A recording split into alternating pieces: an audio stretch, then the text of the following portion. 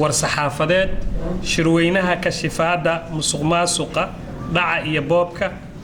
hay-adda daahfurnaanta caalamiga ah Transparency International waxay ku qeexday musuqmaasuqa inuu yahay ku takrifalka xilka dawladeed ee lagugu aaminay oo aadana gaar ah ku fushatay waxaana loo qaybiyaa musuqmaasuq weyn mid yar iyo mid siyaasadda ah waxayna ku xiran tahay lacagta la kala qaatay iyo halka uu ka dhacay musuqmaasuqa weyn waa kan marin habaabiya isla markaana weeqa dawladnimada iyadoo ay madaxda sare ee dawladda ka macaashaan hantida qaran musuqmaasuq yar waa kan saraakiisha hoose ama dhexe ee dawladda ay xilka lagu aaminay ku takrifalaan kagana danaystaan falgalka maalinlaha ah ee ay muwaadiniinta la yeeshaan sida xarumaha caafimaadka iskuulada booliska iyo hay-adaha kale ee dawliga halka uu musuqmaasuq siyaasadeed ka yahay in awoodda siyaasadeed iyo hantida qaran loo adeegsado in xukunka dhaqaalaha iyo maqaamka bulsho lagu ilaashado isbahaysiga xisbiyada Soomaaliyeed wuxuu isagoo kaashanaya hay-adda markhaati sameeyay baaritaan la xiriira musuqmaasuqa dhaca iyo boobka dalka ka jira kaasoo magaca dawladda lagu sameeyay waxaana dadweynaha Soomaaliyeed u soo bandhigayaan xog horudhac ah oo la xiriirta noocyada xarumaha iyo hay-adaha musuqmaasuqa ku kaca iyadoo muddo aan fogeyn gudaheed magac dhabid iyo cambaarayn name and shaming waxa la yiraahdo ku sameyn doonaan magacyada dadka shirkadaha musuqmaasuqa ka howlan musuqmaasuqa dhulka noocyadii musuqmaasuqa ayaa laga hadlayaa musuqmaasuqa dhulka dawladda dhexe ee Soomaaliya waxay ahayd dawlad hanti wadaag ah oo ay dawladdu gacanta ku hayso inta badan hantida dalka ku dhawaad saddex markii loo qaybiyay hal hantida maguurtada ah iyo dhismayaasha muuqale waxay ahaayeen kuwa dawladda milkigeeda ah dawladihii ku meel gaarka ahaa marna ma taaban hantida dawladda laakiin markii ku meel gaarkii laga baxay dawladda haatan jirta waxay ku dhaqaaqday xeelado cusub oo ay ku xalaalaysanayso hantidii dawladdu lahayd xeeladahaas waxaa ka mid ah waa laga maarmay qaasatan dhulka iyo waa la liisgareeyay ama la ijaaray dhulkii tuulo xaaraan aeroboorka asluubta duurjoogta barxaydii sayidka jirdooyinkii magaalada guryihii dawladda ee badda ku teedsanaa iyo xerooyinkii ciidamada iyo wixii la mida waxaa loo qaybiyey mas'uuliyiin dawladeed oo qaarkood dib u sii iibsaday iyagoo doonaya in ay u tartamaan xildhibaannimo iyo xilal kale waxaa kaloo jiray in hoteeladii SYL Curuba Jubba Kuraaja Dalasuud wakaaladii filimada iskuuladii carwadii xaruntii xisbiga guriyihii bangaariyada kaalimihii shidaalada iyo wixii la mid ahaa la sheegay in la ijaaray oo dad lacago lagu qaraaba kiilay musuqmaasuqa canshuurihii dalka waxaa loo sameeyay shirkado gaar ah oo la heshiiyey inay canshuurta qaadaan saami naas nuujin ahna ka qaataan shirkadda intifaac oo canshuurta guryaha muqdisho qaada shirkadda MTN oo canshuurta sabarlogooyinka ID kaarada iyo wixii la mid qaada ma jiro sharci canshuuraha ah oo baarlamaanku ansixiyay mana jirto dabagal la xisaabtan lagu sameeyay shirkadahaas waxaana jira in saamilayda shirkadahaas ay yihiin dad xiriir ganacsi ama qaraabanimo la leh madaxda sare ee dalka canshuuraha adeega service fee waxaa dalka laga abuuray shirkado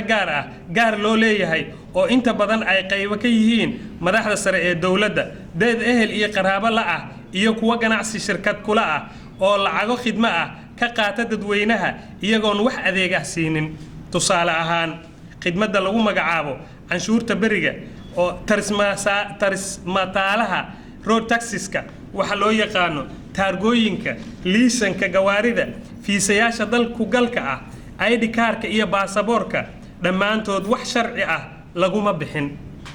mana soo marin tartan xalaal ah oo dadkaasi ku guulaysteen shaqadaas ma bixiyaan wax khidmad ah oo la taaban karo mana lala xisaabtamo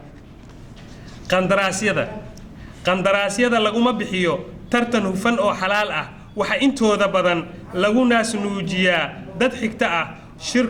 shirkado ganacsi ama dhaqaale loogu bedeshay in qandaraasyadaas ay qaataan shirkadda ugu badan ee qandaraasyadaas qaadata waa shirkadda Al-Khayraad taasoo madaxweynuhu milkiilayaasheeda ka mid yahay Al-Khayraad waxay haysataa qandaraaska booliska nabad sugidda lagu siiyo raashinka iyo shidaalka qandaraaska dhismaha guryaha iyo xarunta saadaasha hawada qandaraaska dhismaha xabsiyada dalka qandaraaska madaxtooyada lagu dayactirayo iyo qandaraasyo kale oo badan guddiga maamulka maaliyadda oo la yiraahdo Financial Governance Committee ee ay dawladda iyo xubno heer caalami ah ay ku jiraan waxay dib u eegis ku sameeyeen 11 qandaraas oo waaweyn oo ay soo jeediyeen in laga noqdo sidii loo bixiyay iyo dadka la siiyay laakiin dheg jalaq looma siin musuqmaasuqa ganacsiga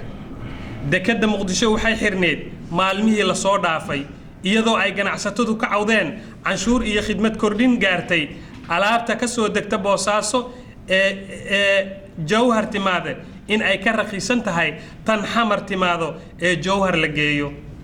waxaa dekadda la keenay shirkad Turki iyo Soomaali isla leeyihiin taasoo baaraysa tayada raashinka iyo dawada dalka timaada shirkaddu ma haysato qalab ay wax ku baarto laakiin sanad kadib markii ay khidmadda qaado ayay qalabka la imaanaysaa sida la sheegay waxaa la sameeyay dekad qalalan